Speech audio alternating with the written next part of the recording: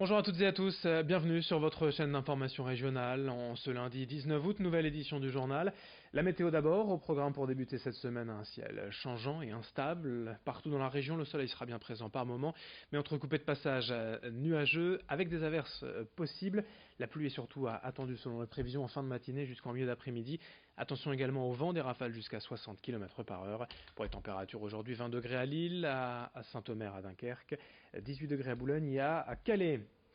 À la une d'abord, souvenez-vous, à l'automne dernier, en 2018, la sécheresse avait eu des conséquences désastreuses dans la région, dans certaines habitations. Des personnes avaient vu leur maison se fissurer à cause de mouvements de terrain. Récemment, la liste des communes de la région reconnues en état de catastrophe naturelle a été publiée. Citons par exemple dans le Calaisis à Ardres ou Coquelles, dans le Boulonnais d'Èvres, Rinxan, Samé ou encore Zuidkerk près de Dunkerque. Alors qu'est-ce que cela change pour les sinistrés? En quoi consiste la procédure? Élément de réponse en plateau avec Idil Gunaï.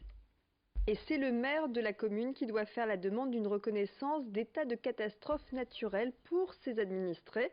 Il en fait la demande auprès du préfet qui, à son tour, la transmet au ministère de l'Intérieur. Tous les mois, une commission interministérielle se réunit et décide ou non d'une reconnaissance de catastrophe naturelle. Pour les événements de l'automne 2018, elle a émis un avis favorable pour une vingtaine de communes au total, du Nord et du Pas-de-Calais sur les 75 qui en avaient fait la demande. Alors qu'est-ce que ça change pour les habitants impactés par la sécheresse dont les logements se sont fissurés? Eh bien, ils vont pouvoir être indemnisés par leur assurance dès lors que le journal officiel publie la liste des villes reconnues en état de catastrophe naturelle. Eh bien, ils ont 10 jours pour se manifester auprès de leur assureur. Ils vont recevoir la visite d'un expert qui va évaluer les dégâts. L'assureur disposera alors d'un délai obligatoire de 3 mois pour indemniser les personnes sinistrées à compter de la date de remise de l'état estimatif des dommages et des pertes subies. Alors forcément, en cette période de grandes vacances, pas toujours facile pour les sinistrés de faire leur démarche dans les délais. Certains sont absents. Eh bien, sachez qu'il est possible de faire une déclaration tardive en s'adressant notamment à l'Association nationale des assurés sinistrés sécheresse. Elle vous apportera tous les conseils et toutes les infos. Les coordonnées s'affichent sur votre écran et vous les retrouvez également sur notre site internet grandlille.tv. Merci Idil pour ces explications détaillées. Autre actualité en images ce week-end, ce samedi à 800, l'association Les Petits Frères des Pauvres a organisé sa traditionnelle braderie solidaire. Une vente un peu spéciale puisqu'il s'agit de biens provenant de successions, des dons et des legs issus de familles qui représentent jusqu'à 2/3 de ce que reçoit l'association. Sur place, une dizaine de stands en extérieur avec tout ce que l'on peut trouver dans des brocantes traditionnelles mais aussi des œuvres d'art à l'intérieur du pavillon.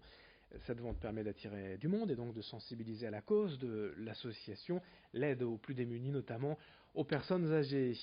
Et cette vente permet aussi et surtout, ne pas oublier, de gagner un peu d'argent pour organiser des événements pour soutenir l'association. Explication au micro de Louis Caillet. On a beaucoup de visiteurs à Vissant et beaucoup de frontaliers. Et donc au niveau médiatique et visite, c'est très important. Le chiffre, évidemment, c'est de la brocante. Vous avez pu constater les prix, c'est des prix vraiment de brocante. Et c'est aussi le but, c'est aussi on ne peut pas conserver et stocker des marchandises comme ça. Donc on est obligé quand même d'écouler les fonds. Donc le chiffre, ça peut aller de 10 à 20 000 euros pour ce genre de petite brocante. Mais c'est pas négligeable. Ça permet de trouver d'autres donateurs, des testateurs, et ça nous montre sur le terrain. Autre sujet d'actualité, un conflit autour d'une simple climatisation à Lille. À rue Gambetta, au pied de la résidence Lidéric, le propriétaire d'un local au rez-de-chaussée où est installée une crèche pour enfants a fait installer, par souci de santé, et pour les enfants, il y a 2 ans, une climatisation. Et à l'époque, son épouse avait eu l'accord verbal du syndic de copropriété pour installer cette clim. En tout cas, c'est ce qu'elle affirme. Il n'y a aucune preuve écrite de cet accord. Quelques mois plus tard, le propriétaire a reçu une lettre d'huissier de mise en demeure car les travaux auraient donc été faits sans l'accord du syndic. Depuis, les 2 parties s'affrontent. Aucun règlement à l'amiable n'a pu être trouvé et le propriétaire se retrouve même désormais à signer au tribunal début novembre. On l'écoute au micro de Lucille-Berthe Constant. Ça me fatigue énormément. Je ne comprends pas ce qui peut nous arriver, parce que nous n'avons pensé qu'au bien-être des petits-enfants. Cette crèche a tout pour donner satisfaction aux propriétaires et à la résidence, mais nous sommes victimes de harcèlement et nous ne comprenons plus ce qui nous arrive. Pour terminer ce journal, un appel aux randonneurs amateurs de botanique dans la région pour la deuxième année de suite. Le Conservatoire botanique national de Bailleul appelle au recensement des points d'eau où se trouveraient des nénuphars blancs. Cette plante pousse dans des marais ou des étangs. Elle était autrefois recherchée pour des prétendues vertus anaphrodisiaques pour éteindre le désir sexuel. Mais c'est aujourd'hui l'aspect écologique qui intéresse le Conservatoire, car en effet ce nénuphar blanc est synonyme de bonne qualité des eaux où il pousse. Si vous savez donc où l'on peut trouver cette plante, si vous l'avez déjà repérée, rendez-vous sur le site nénuphar-étang.org afin de signaler leur présence. Cette participation permettra d'établir une cartographie régionale des points d'eau de bonne qualité. Plus d'infos au micro d'Edith Gunaï. Le nénuphar blanc, on le retrouve dans les rivières à courlant, dans les mares, dans les étangs. Donc c'est une plante aquatique qui est sensible à la qualité de l'eau.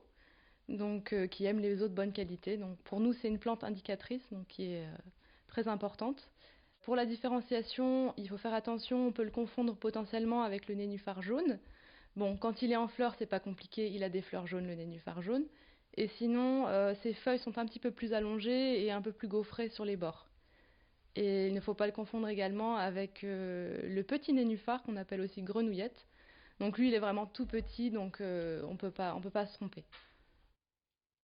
Fin de ce journal, à suivre dans un instant bien sûr vos prévisions météo et dès le prochain quart d'heure une nouvelle édition. Très bonne journée à toutes et à tous.